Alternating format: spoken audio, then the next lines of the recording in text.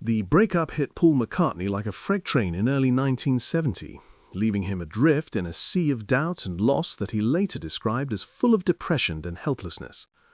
He had poured his youth into the Beatles, building a creative empire with John Lennon that felt unbreakable, only to watch it shatter over petty fights, business woes and clashing egos, mostly sparked by John's announcement that he was done. Paul didn't want the end. He pushed for one last tour, but the others had checked out, with George resenting the spotlight and John hooked on heroin and Yoko's influence. Retreating to his farm in Scotland with Linda and their newborn daughter Mary, he turned to heavy drinking to numb the pain, wrestling with self-doubt that made him question if he'd ever write another note worth hearing. "I was breaking down," he admitted years later, feeling the weight of losing his lifelong mates like a divorce from a family that defined him. This isolation fueled his rawest solo work, but it also marked a man grappling with fear that his best days were gone forever.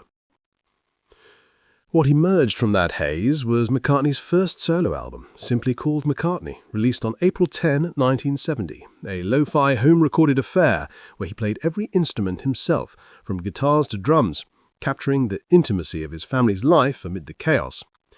Tracks like Maybe I'm Amazed, written as a love letter to Linda, poured out his gratitude for his support when the world felt like it was crumbling, while the album's experimental vibes hinted at his desperation to prove he could stand alone.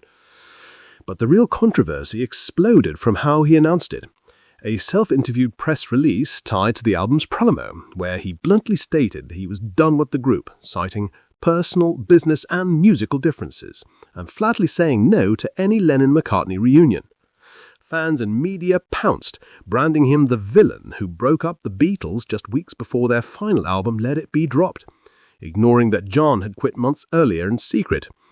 This move amplified the bad blood, with John firing back through vicious songs like How Do You Sleep that mocked Paul as a has-been, talentless hack.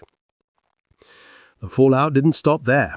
Paul's next bold step was suing his own bandmates in London's High Court that December to dissolve their partnership and boot out manager Allen Klein, whom he saw as a con artist bleeding Apple dry.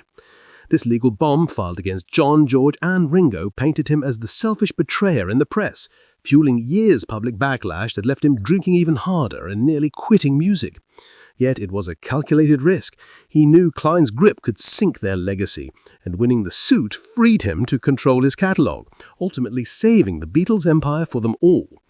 These actions, born of grief and survival instinct, showed a Paul fighting to reclaim his voice, turning heartbreak into the spark for wings and decades of reinvention.